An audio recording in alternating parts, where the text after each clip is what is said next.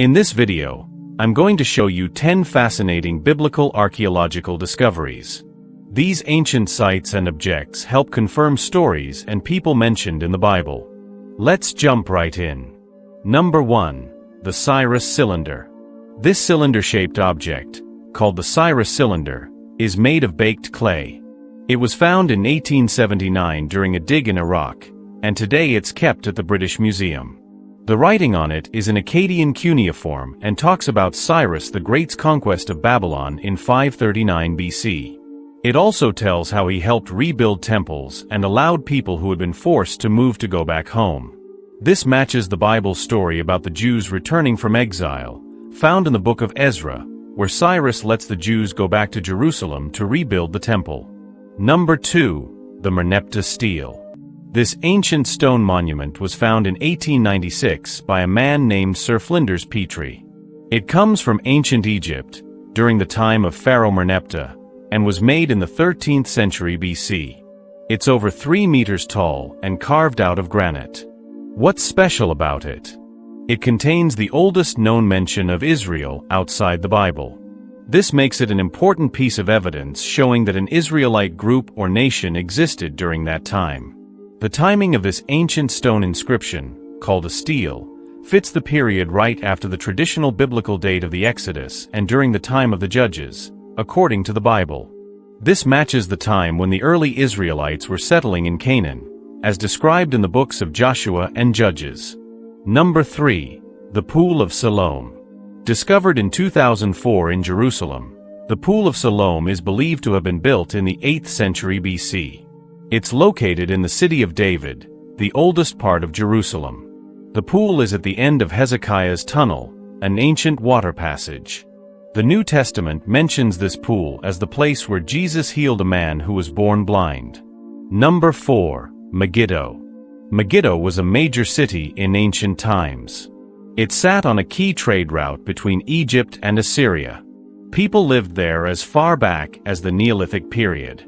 Because of its location, many important battles happened there.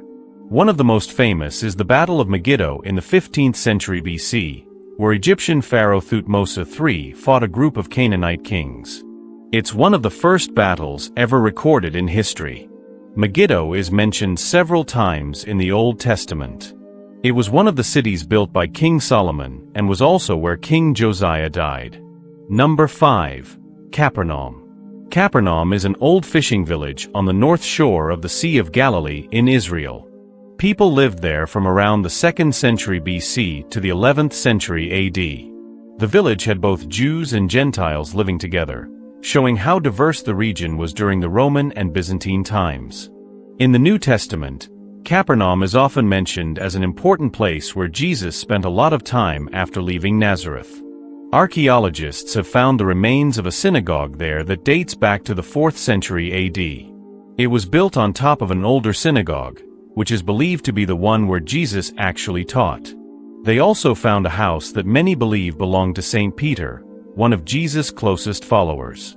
This house, now called the House of Peter, seems to have been used by early Christians as a meeting place. Number 6. The Black Obelisk of Shalmaneser III. This tall stone monument is made of black limestone and stands about 6.5 feet tall. It comes from ancient Mesopotamia and was made in the 9th century BC during the rule of Shalmaneser III, a powerful Assyrian king. The obelisk shows people from different regions bringing gifts or tribute to the king, including people from Israel. One of the most important parts of this monument shows Jehu, the king of Israel, bowing before Shalmaneser and offering tribute. This is the only known picture of an Israelite king in Assyrian records and one of the few images of a person mentioned in the Bible. Number 7. The Mesha Stele, Moabite stone. The Mesha Stele is another ancient artifact that connects to the Bible. It's a stone with writing on it from the 9th century BC. It was discovered in Jordan in 1868 by a missionary and is considered one of the most important finds related to the ancient Middle East and the Bible. The writing on the stone is from King Mesha of Moab, a kingdom in what is now Jordan. In it, he talks about how he defeated the Israelites and describes some of his building projects, like making walls and water systems. The events on the Mesha Stele line up with stories found in the Hebrew Bible about Moab's rebellion against Israel. Number 8. The Amarna letters are a group of clay tablets from the 14th century BC. These tablets contain letters written between rulers and officials of that time. They were written in Akkadian, which was the international language back then, using cuneiform writing. There are about 380 tablets in total. They were sent to Egyptian pharaohs like Amenhotep III, Akhenaten, and Tutankhamun. The letters came from kings and governors across the Near East, in places that are now Israel, Lebanon, Syria, and Iraq, ancient Mesopotamia. Some letters from Canaanite cities even mention groups and places that appear in the Hebrew Bible. Scholars use the Amarna letters to understand the history and culture of that time, especially to help explain parts of the Bible, like the books of Joshua and Judges, which talk about the Israelites entering and settling in Canaan. Number 9. The Caiaphas ossuary is an ancient limestone bone box that's very important in biblical archaeology. It's believed to be connected to Caiaphas, the high priest mentioned in the New Testament. Back in the Second Temple period, it was common in Jewish tradition to collect a person's bones sometime after they died and place them in a decorated box called an ossuary. Caiaphas was the Jewish high priest at the time of Jesus' ministry, and he's mentioned in the Bible as one of the leaders who played a role in Jesus' trial. Number 10. The ancient city of Nineveh. Nineveh was a major city of the ancient Assyrian Empire. It was located on the east side of the Tigris River in what is now northern Iraq.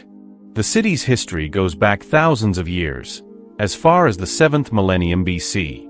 Nineveh is most famously mentioned in the book of Jonah in the Bible. In the story, God tells Jonah to go to Nineveh and warn the people about coming punishment. But when Jonah finally delivers the message, the people of Nineveh repent, and God decides to spare the city. If you liked this video, don't forget to subscribe to our channel. We explore amazing stories from history and uncover archaeological discoveries from the ancient world.